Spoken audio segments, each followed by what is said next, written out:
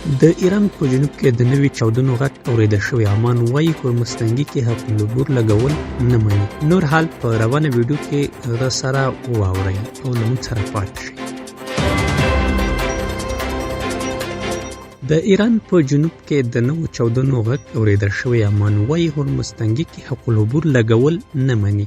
ایراني رسنیو د پنجشنبې په ورځ ماښام د چنګاښ په 13مه د ایران په جنوب کې د بوشهر په شمول په 2 ځایونو کې د نوو چاودنو د اورېدل کېدو خبر ورکړی. ماهر خبري اجانس راپور ورکړی چې څو شېبې مخکې بوشهر او چغادک ښارونو کې نږدې د 2 چاودنو غږ اورېدل شوی. تر دې مخکې د پنجشنبې په ورځ په بوشهر او هلته د اټومي بټۍ شاوخوا سیمه باندې د امریکایي ځواکونو لخوا بریدونه شوي وو.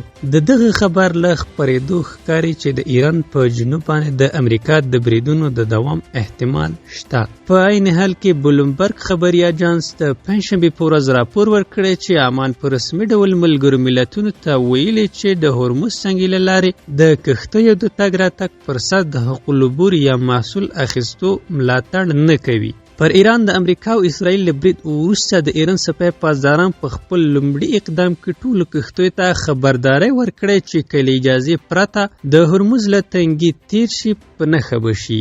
د جګړې له پیل راهیسې د ایران حکومت څو ځله ټینګار کړی چې د هورمزتنګي اداره په پای کې د ایران او عمان ترمنځ ده، ځکه دواړه هیوادونه د دې مهمې سمندري لارې په شمال او جنوب کې موقعیت لري او همدوی به د دې د مدیریت او د تګ راتګ د لګښتونو په اړه پریکړه کوي. اوس امان د ملګرو ملتونو اړونده نړیوالې سمندري ادارې ته خبر ورکړی چې د هرمز په تنګي کې د کښتیو څخه د تګ راتګ د فیس اخیستلو مخالف دی.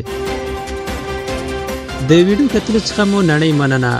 تر نور لحظه پر لحظه خبري مطالبو لپاره له موږ سره پاتې شئ. که زموږ چینل مو نه وي سبسکرایب کړی، بارګ زیب پرس یوټیوب چینل در سره سبسکرایب کړئ.